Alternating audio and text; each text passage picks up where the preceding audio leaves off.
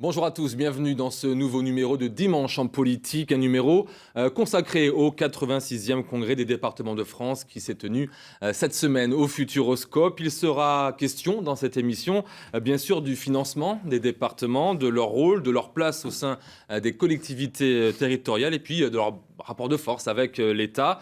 Pour cela, nous avons invité 3 présidents de conseils départementaux.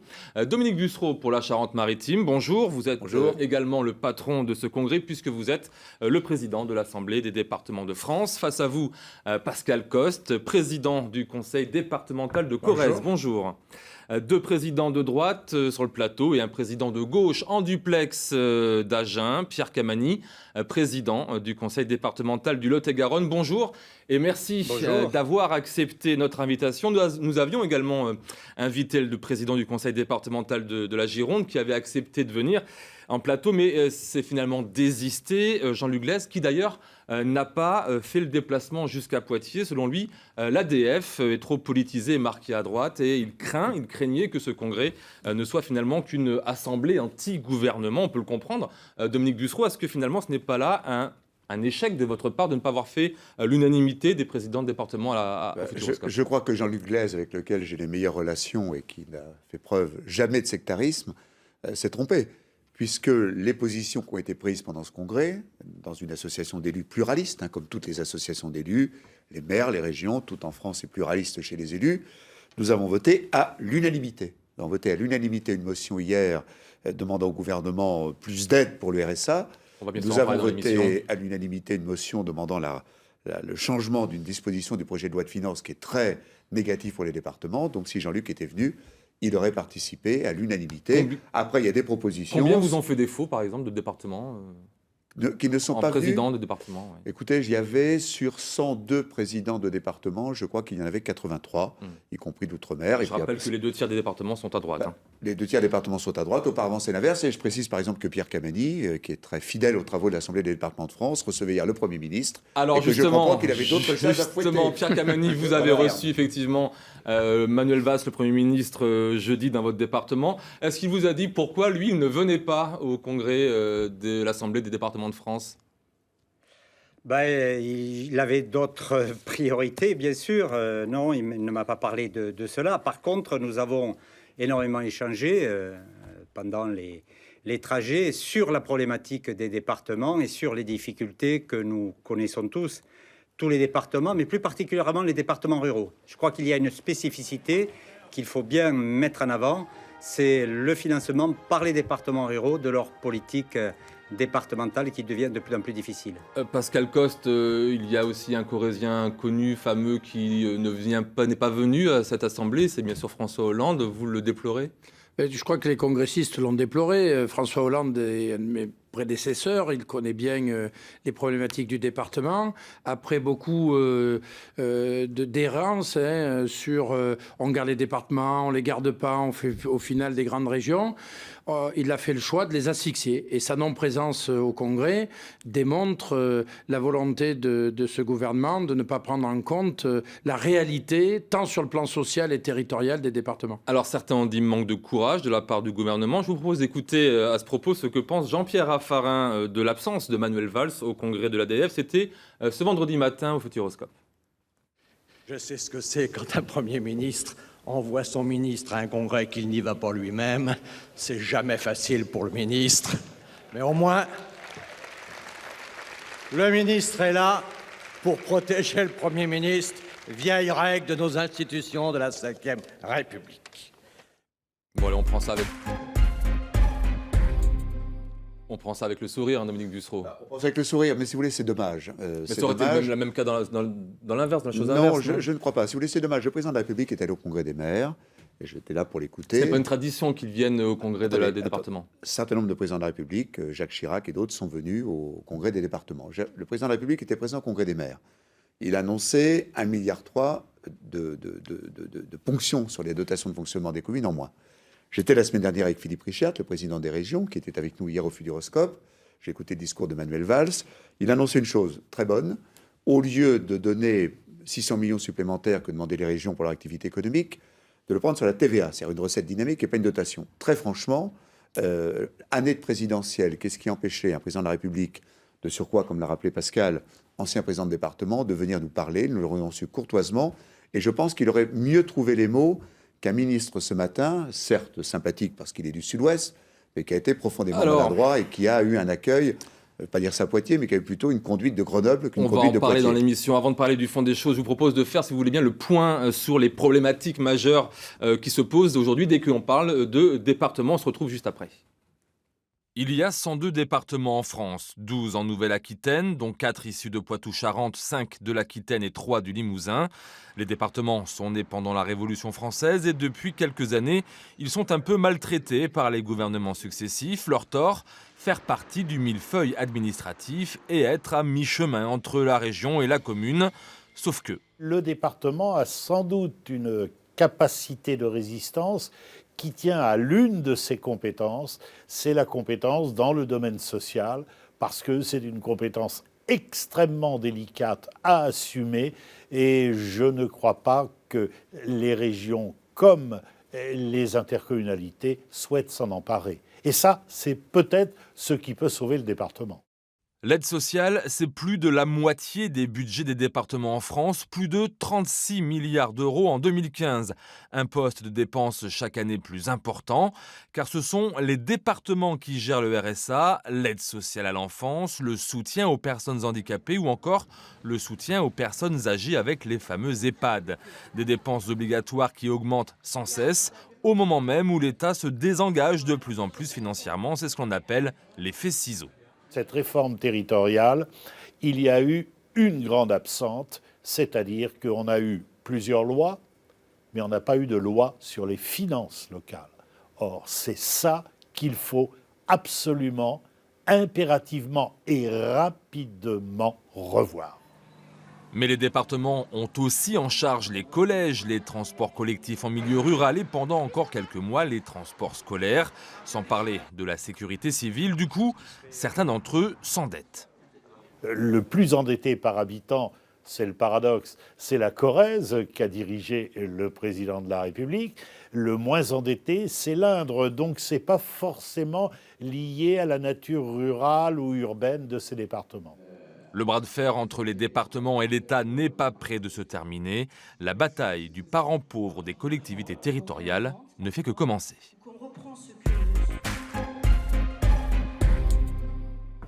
Retour sur le plateau de Dimanche en politique spécial département. Alors nous allons bien sûr décliner tout au long de l'émission les différents problèmes qui ont été posés. Le premier d'entre eux, c'est le RSA, le revenu de solidarité active. Pascal Coste, régler ce problème de financement du RSA, c'est la priorité numéro 1 des départements aujourd'hui? Alors, pour les départements, il y a à régler le problème de l'augmentation de l'ensemble des dépenses sociales, que ce soit effectivement le RSA, qui est peut-être plus prégnant dans des départements plus urbains, mais aussi les problématiques de l'aide aux personnes âgées, qui notamment dans les départements ruraux représentent beaucoup de monde et donc a une dépense qui explose.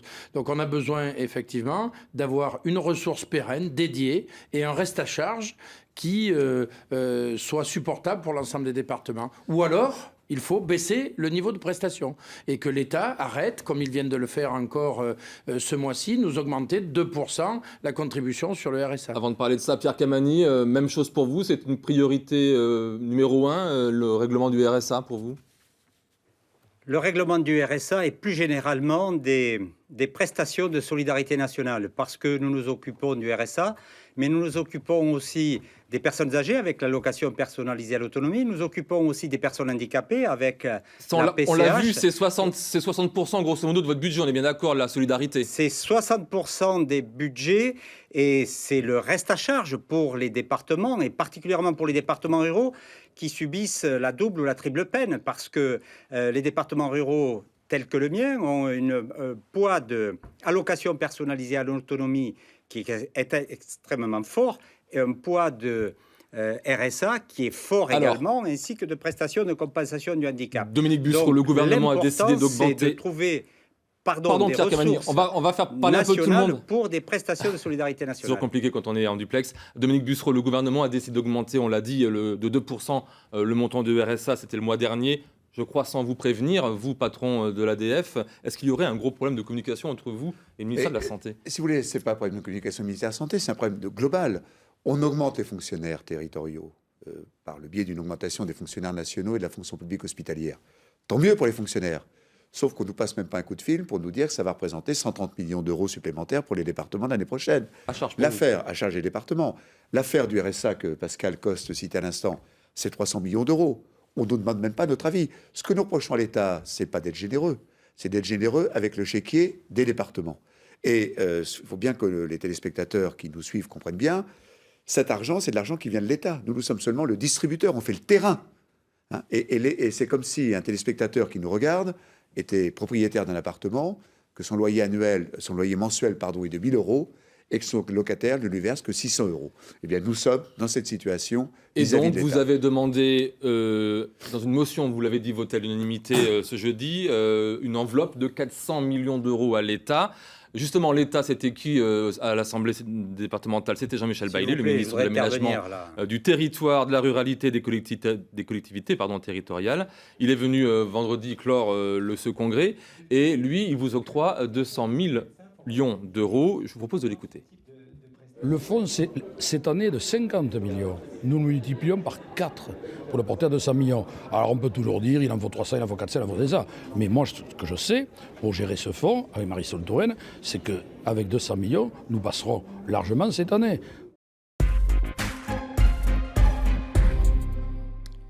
Pascal Coste, vous n'êtes pas d'accord? Mais non, parce que c'est plusieurs millions d'euros que l'État nous doit.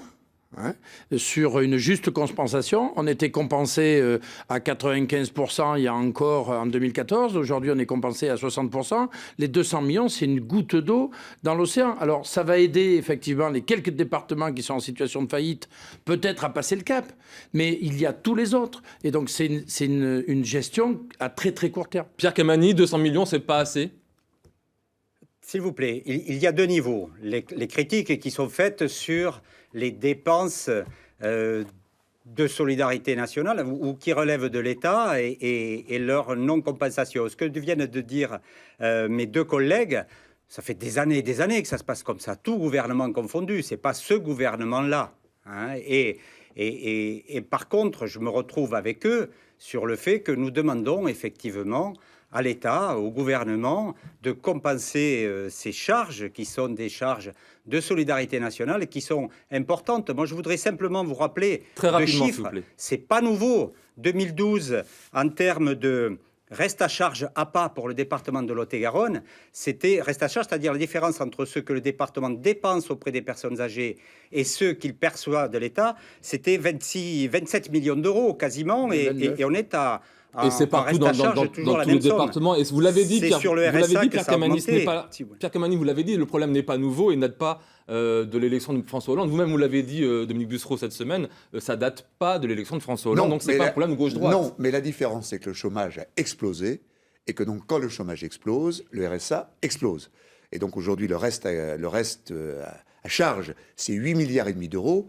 Si demain, par une politique économique et sociale meilleure, un gouvernement faisait baisser de moitié le chômage en France, nous aurions moins de difficultés sur les RSA. Mais comme le disait Pascal tout à l'heure et Pierre, nous aurions toujours le problème des personnes âgées. Dans une société qui vieillit, il faut également trouver une solution financière pour le financement des personnes âgées. Dans le département du Haut-Rhin, il avait été envisagé de coupler le versement du RSA à une obligation de faire du bénévolat, ce qui d'ailleurs est assez curieux de obliger à faire du bénévolat.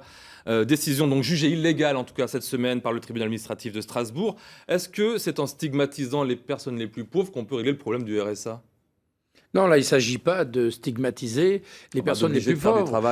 Non, mais là, c'est un constat froid que nous faisons. La question qu'il faut se poser maintenant avec ce gouvernement, mais aussi avec l'ensemble des candidats à la présidentielle, c'est quelles ressources pérennes on assure à l'ensemble des départements pour assurer les missions qui sont les nôtres. Et la deuxième chose, c'est comment on revalorise le revenu du travail par rapport au revenu des solidarités. Aujourd'hui, nous avons des ressortissants dans nos départements respectifs qui touchent plus de revenus de solidarité que quelqu'un qui travaille au SMIC. Alors ça, c'est très rare. C'est pas acceptable et c'est pas possible. Le cas est très rare. J'ai regardé un très bon document daté des Carmonde qui rappelle d'ailleurs que plus de 30% des bénéficiaires théoriques de l'allocation du RSA n'en font pas la demande. Est-ce que finalement, il n'y a pas une volonté politique de compliquer les démarches administratives de façon à ce que tout le monde n'aille pas pouvoir bénéficier du Mais RSA. je vais vous donner un exemple précis. Beaucoup de départements actuellement procèdent ou vont procéder à l'inscription des bénéficiaires du RSA Pôle emploi. Parce qu'il n'est pas normal que quelqu'un qui est en fin de carrière, qui est fatigué, qui est malade, qui n'est plus employable, naturellement, le retour à Pôle emploi n'est pas utile, mais quelqu'un qui est jeune, en bonne santé, qui peut travailler, on va demander spécifiquement de s'inscrire à Pôle emploi. Non pas pour gonfler les statistiques de Pôle emploi, mais pour faire simplement de faciliter l'insertion. Et tous les départements qui étaient là, nous considérons que le RSA, ce n'est pas une solution en soi, c'est l'insertion, le retour à l'emploi, et ce sont les politiques que nous devons mettre en œuvre, mais nous n'en avons pas, malheureusement, toujours les moyens. Alors, le politologue Dominique Breillat disait tout à l'heure que le vrai problème, c'est que la loi NOTRe ne bénéficie pas d'une loi de financement. Pierre Camani, est-ce que vous êtes d'accord avec ce constat ? Écoutez, moi je voudrais répondre à ce qui a été dit précédemment. Je partage avec Dominique Bussereau, l'importance c'est l'insertion. Et justement, le ministre a fait une annonce hier. Ce sont 100 millions de crédits budgétaires qui seront répartis auprès des départements pour faciliter justement leur travail sur l'insertion, parce que le plus important c'est cela. Et si le chômage baisse demain, eh bien nous aurons moins de difficultés à financer nos politiques. Voilà. Et la loi NOTRe, non, il n'y a pas de problème de financement par rapport à la loi NOTRe. Le problème du financement, il vient encore une fois, de ces prestations de solidarité nationale que les départements ruraux, parce qu'ils ont beaucoup moins de ressources que les départements urbains ou les départements métropolitains ou littoraux, eh bien, les départements ruraux n'arrivent pas à suivre. Est-ce que ça aurait pu quand même régler un tout petit peu, encadrer un tout petit peu les problèmes financiers, Dominique Bussereau ? Ça, une loi de financement qui cadre bien le problème. Nous n'avons pas fait crâler à ce congrès. Nous avons fait des propositions. Pascal Coste a présenté des propositions pour la ruralité. Frédéric Biry, le président du Bas-Rhin, pour un nouveau système social et des propositions aussi de gouvernance et de décentralisation. Parce que la loi NOTRe, c'est une loi recentralisante et pas une loi décentralisante.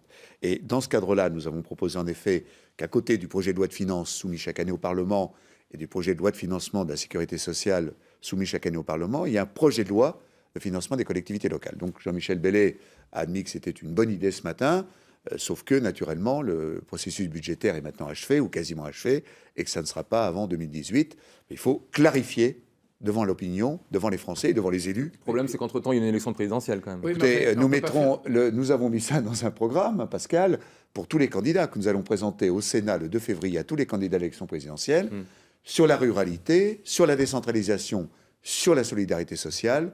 Nous allons leur demander, gauche et droite, de se prononcer et de prendre des engagements. On ne peut pas faire de péréquation à l'envers, tel qu'on nous le propose sur le projet de loi de finances, où en fait on va prendre 400 millions aux départements les plus pauvres pour les redistribuer aux départements qui ont le plus de moyens.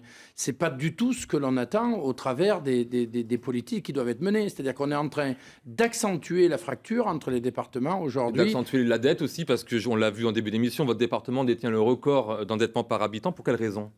Parce que nous avons eu la chance à des moments d'avoir un président comme Jacques Chirac qui a amené des autoroutes, derrière des infrastructures qui ont été faites, des maisons de retraite qui ont été restructurées et une relance aussi par l'activité qui fait qu'aujourd'hui, eh bien, nous avons une dette qui est forte. Mais le poids de la dette, certes, pose des problèmes au département de la Corrèze, mais proportionnellement, on n'a pas plus de soucis que les autres départements aujourd'hui. Le point du social et le point du RSA nous handicapent de la même manière.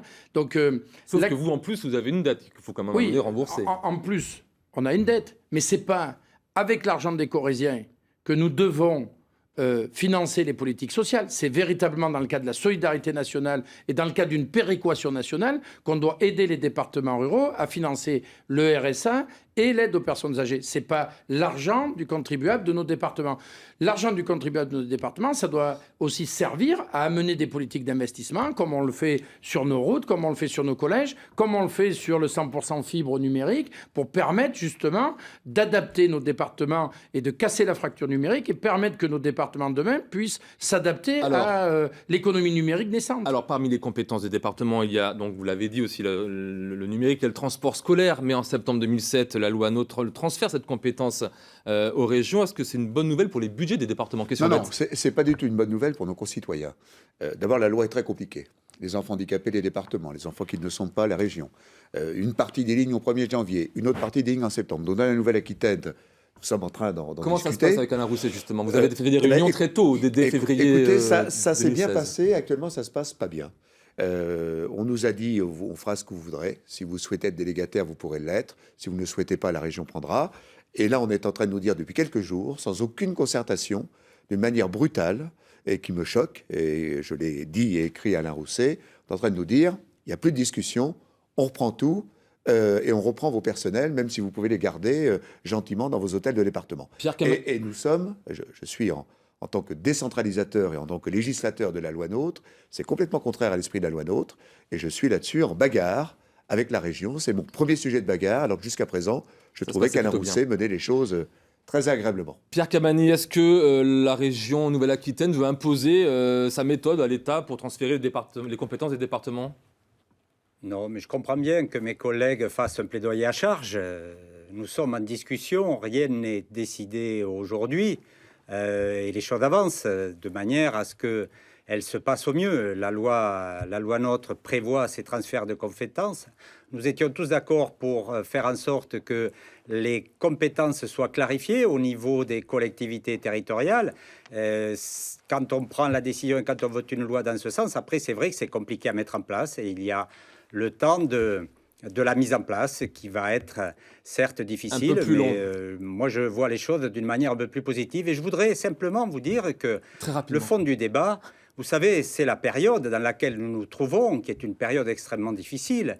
Il nous faut restaurer les comptes de la nation et faire des économies dans le budget de l'État, dans le budget de nos collectivités. Et c'est cela qui aussi fait que nous avons tous des difficultés. Alors, à l'intérieur de mon Pierre Cabanel, en ce qui département concerne, il y a une autre compétence que les départements avaient, c'était l'aide au développement économique. Les 12 départements de la Nouvelle-Aquitaine y consacraient en moyenne plus de 60 millions d'euros.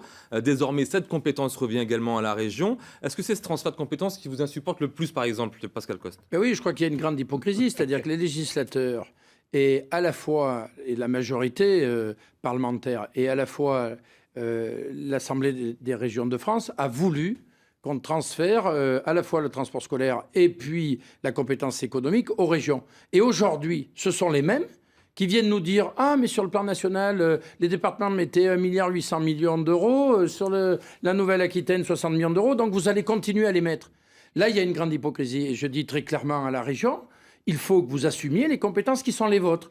Parce qu'on ne peut pas revenir demander au département ce que, dans le même temps, ils ont mis du temps à les enlever. Qu'on puisse nous demander, parce qu'il y aura une crise sanitaire, une crise économique particulière, une épizootie, qu'on demande à ce que les départements puissent, de manière dérogatoire, venir participer. Pourquoi pas? Mais à un moment, il faut être cohérent dans les politiques qu'on conduit. On dit qu'avec la loi NOTRe, il n'y aurait pas eu de futuroscope, c'est vrai? C'est vrai. Ce que nous disons, c'est que Aquitaine, plus Limousin, plus Poitou-Charentes, c'était 60, et les 12 départements 60. Et bien l'année prochaine, pour les entreprises de cette nouvelle région, il n'y aura plus que 60. Oui, donc c'est une aide, l'aide aux entreprises dans ces périodes de chômage, de difficultés d'emploi. L'aide aux entreprises va être globalement diminuée par 2. Est-ce que c'est une bonne nouvelle pour les entreprises et pour l'emploi en Nouvelle-Aquitaine? Non, c'est une mauvaise nouvelle. Et la loi NOTRe a commis une erreur de plus. Et d'ailleurs la raison pour laquelle moi, je ne suis pas partisan d'un grand soir législatif en cas d'alternance politique, mais en tout cas sur un certain nombre de dispositions absurdes et qui d'ailleurs nous handicapent de la loi NOTRe, il faudra que le Parlement revienne très vite. On comprend bien que les départements se sentent les moins bien lotis des collectivités territoriales. Il en résulte... on n'est pas moins bien lotis. Et le budget... moins aimé, si vous voulez. Le budget de la Nouvelle-Aquitaine, c'est 2,3 milliards. Le budget de la Charente-Maritime, c'est 1,2 milliard. Donc vous voyez, on joue dans la même catégorie. En tout cas, il y a un bras de fer avec l'État. On est mal organisé. Que vous menez, ce bras de fer Dominique Bussereau, avec par exemple une semaine de mobilisation des départements qui a eu lieu du 19 au 24 septembre, avec une importante campagne d'affichage de l'Association des départements de France, de l'Assemblée des départements de France. L'idée, c'est quoi? C'est que tous les Français soient au courant de vos difficultés? On avait un congrès qui était ces jours-ci, avant ce dimanche, à Poitiers. Donc on a souhaité sensibiliser nos concitoyens, parce que vous savez, nos concitoyens, quand on les interroge, c'est quoi la proximité politique pour eux? C'est pas le président de la République, c'est pas le député, c'est le maire et c'est leur département. Ils sont très attachés à leur commune, à leur département. Campagne de com agressive pour certains. Pas du tout agressive. On a voulu leur dire que si nous étions empêtrés dans le financement pour le compte de l'État de l'aide sociale, il y aurait moins de routes, moins de collèges, moins de tablettes, moins d'aide au sport, moins d'aide au festival, moins d'aide à la culture, et moins de très haut débit. Donc vous vous et battez que tout ça n'était pas acceptable. Pascal Coste, vous, de votre côté, vous avez fait débrayer les agents du département de la Corrèze le 22 septembre dernier. Résultat de ce rassemblement, des repas froids dans les cantines scolaires, des collèges, des transports scolaires réduits de moitié. Bref, un mode dégradé des services départementaux qui n'a pas plu à Bernard Combe, le leader socialiste du groupe d'opposition au département. On l'écoute. On n'a jamais vu une institution comme le département organiser et désorganiser ainsi la vie citoyenne au bénéfice d'une cause politique. Si M. Coste est candidat à accompagner M. le maire, il en a le droit. Il ne se sert pas des services du département pour faire de la politique comme ça. Il ne mobilise pas des agents pour mettre des enveloppes sous pli et des tracts sous pli. Ça n'est pas leur travail. Les contribuables corréziens ne sont pas là pour servir la cause politicienne de M. Coste. Pascal Coste, un mail interne, ça n'aurait pas suffi? Non, je pense qu'à un moment, il faut montrer aussi aux Corréziens et à l'ensemble de la France ce que ça représente lorsqu'on n'applique pas les politiques que l'on a décidées. Et donc, c'est l'exercice qui a été fait là. Je comprends que le conseiller du président de la République soit fait un commissaire politique. Pierre Kamani, il vous reste 10 secondes pour nous dire si vous pensez que le département a encore un avenir, oui ou non? Bien sûr que le département a un avenir et je voudrais simplement dire que sur l'économie, écoutez, quand on clarifie les choses entre les départements et les régions, moi je trouve que c'est très bien puisque les citoyens y voient plus clairement. Mais bien sûr que le département a un avenir parce qu'avec Dominique Bussereau, je partage cette idée que nous avons une relation de proximité, une capacité à porter des politiques d'aménagement du territoire. Donc c'est l'optimisme, Dominique Bussereau, vous partagez l'optimisme dans une France déchirée, dans une France du chômage, dans une France du Front National, on a besoin de la solidarité et ce sont les départements qui incarnent la solidarité des territoires et des femmes et des hommes qui les habitent. Merci beaucoup, c'est la fin de cette émission. Merci messieurs d'avoir accepté notre invitation pour voir ou revoir ce numéro de Dimanche en politique. Et bien sachez qu'il est d'ores et déjà disponible sur notre site internet, celui de France 3 Limousin, celui de France 3 Aquitaine et celui de France 3 Poitou-Charentes. Pour leur place à votre journal de la mi-journée. Puis à la suite de Dimanche en politique, Francis Tellier reçoit aujourd'hui Arnaud Montebourg, candidat à la primaire de la gauche. Excellente journée à toutes et à tous.